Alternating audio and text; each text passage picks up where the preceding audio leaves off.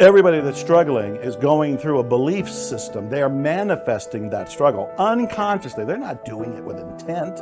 That's why I can't say that they're doing something that is shooting themselves in the foot, because they're not doing it with conscious intent. It's coming from their unconscious program. You can't talk negative and expect to live a positive life. You can't talk defeat and expect to have victory. You can't talk lack, not enough, can't afford it, never get ahead, and expect to have abundance.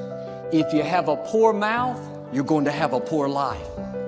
If you don't like what you're seeing, start sowing some different seeds. You have to really face the ruthless reality, the ruthless truth, that what you're getting in your life is a direct result of your beliefs.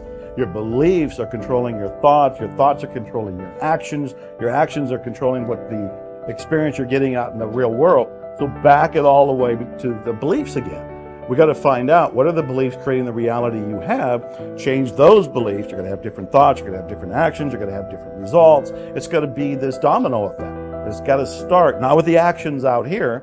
It is one way to begin it, but I find it easier, more efficient and effective to come all the way back. Start there. Power begins from within. If you're aware of who you are, if you're aware of what you're good at, what you're not good at, if you're able to see how emotions kind of govern your life, if you can learn what your weaknesses are and how to control them, you can't ever get complete control, but awareness is almost enough. Slowly through this process of knowing who you are and understanding other people and how they operate so you don't make stupid mistakes in life, you can increase that little tiny margin more and more and more, and you will be a person of power.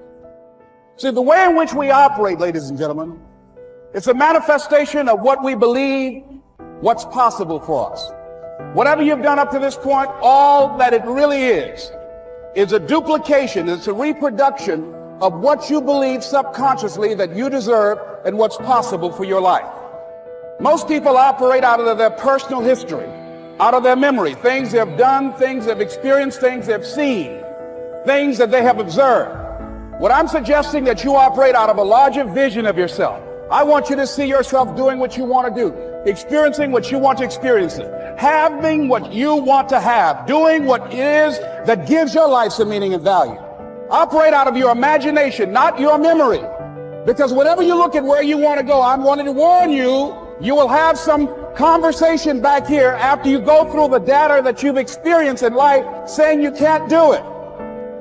And so what you want to begin to do is ignore that inner conversation. Start putting the right things in. Now, we live in a time in society where there's so much great information, whether it's a podcast, whether it's inspirational interviews, whether it's books or the lives of some of the people we looked at earlier. Every single day, or at least every single week, if you want to take your compass needle and start remagnetizing it in a positive direction by exposing yourself to the kind of information that supports your potential and your greatness and where you want to go. Now, there's no excuse for not being able to do that now in a society where it's so available. But if you're not choosing to do that, by default, you're going to be hooked into somebody else's agenda.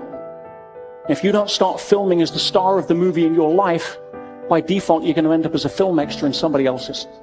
Remember this, you're the lead character in the story of your life, and the person who controls that script is you and your God.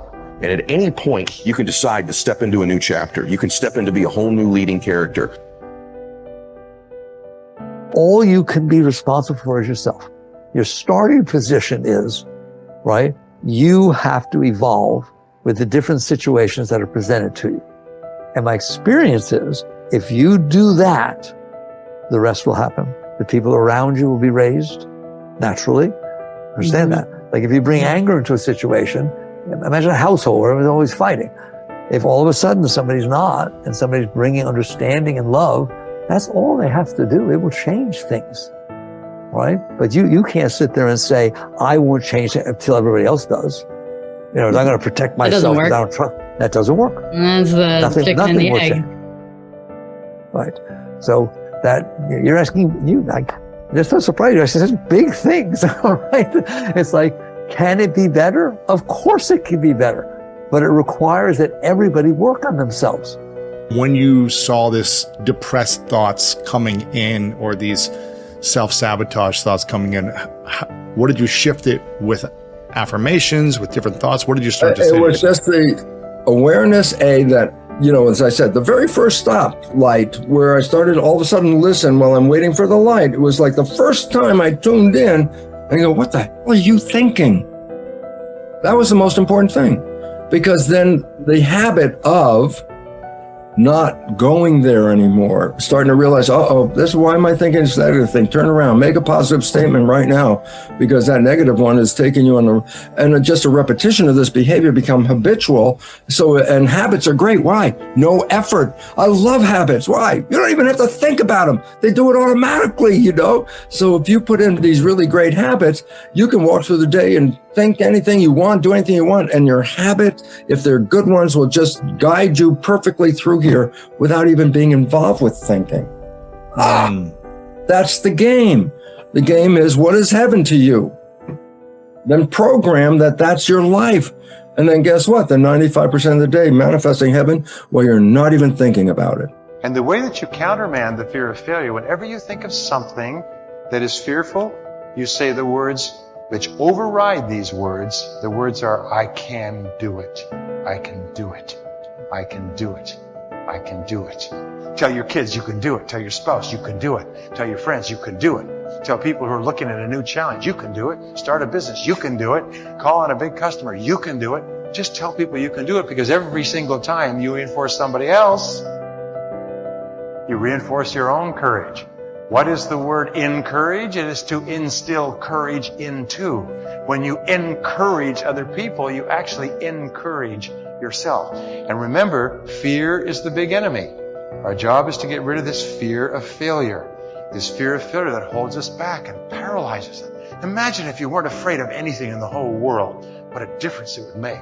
Imagine if you were guaranteed a success in anything. If somebody waved a magic wand and said, whatever you do from now on, you'll be successful. And you went out here and you could do anything, call on anybody, go anywhere, start anything, try anything, and you'd be successful. We don't realize how much of a role fear plays in our life until we think what we would do if we didn't have any. The brain is made up of two types of cells, neurons and glia, and it's pretty much complete at the 8th month of pregnancy, with twice as many neurons as the adult version. As we age, neurons that aren't used don't fit the required job, or are simply too weak, will be pruned away in a process known as neural Darwinism. Therefore, the assumption is that as we age, our capacity to learn and retain information diminishes. But it's not true. If you don't use your brain, then of course you will lose it, but that has nothing to do with age. In truth, the brain is much more pliable than we first thought. It is able to change as our environment and experiences change. We can learn, and more importantly, unlearn. Whenever you carry out certain behavior or think a thought, a neural pathway is created. If that behavior or thought is repeated often enough, the pathway becomes more fixed and turns into a neural superhighway. When those superhighways are positive, it's great. If not, they can be very destructive, but they can be dismantled. Your brain has amazing plasticity. Did you know, for example, that the brain can retrain idle networks to carry out new tasks? People who have suffered brain damage have been able to retrain other parts of their brain to do what the damaged part used to do. And this basic plasticity remains, regardless of age. Your brain can renew itself, learn and rewire, and you don't need to sit in a classroom to do so. It is possible through new thought, new actions, and new emotions. Researchers divided a test group into 4. The first group were asked to physically practice a one-handed 5-finger exercise on the piano. Group 2 were to play the piano randomly, and Group 3 were asked to watch Group 1 memorize the exercise and mentally rehearse it only while Group 4 did nothing. Each group was to do their thing for 2 hours a day for 5 days. 2 things were fascinating about this study. First, the speed at which the brain altered. New pathways were created after just 10 hours of practice over 5 days.